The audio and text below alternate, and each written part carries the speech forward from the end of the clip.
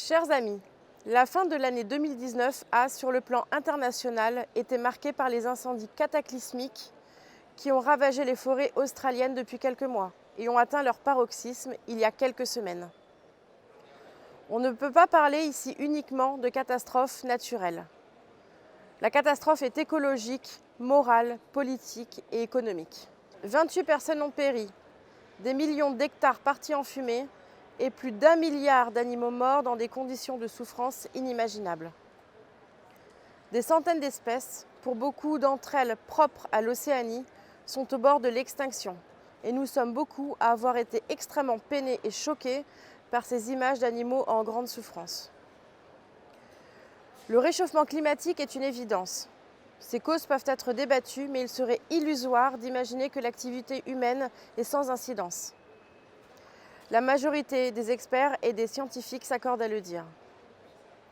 Si l'arrestation de plusieurs dizaines de personnes pour incendie volontaire doit être soulignée, cela n'enlève rien au fait que la situation climatique aggrave ces phénomènes. Bien sûr, il y a urgence à questionner nos habitudes de consommation, mais surtout les politiques économiques et environnementales qui ont cours depuis des décennies.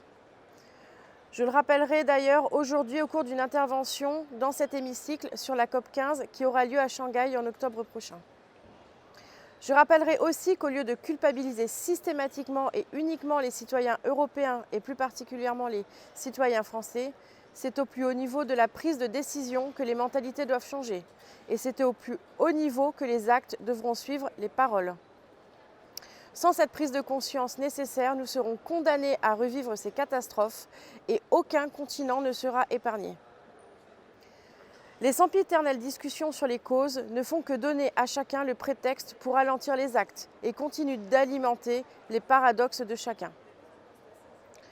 Car il y a aujourd'hui urgence à être pragmatique, réaliste, cohérent et combatif dans notre défense de l'environnement et de la biodiversité.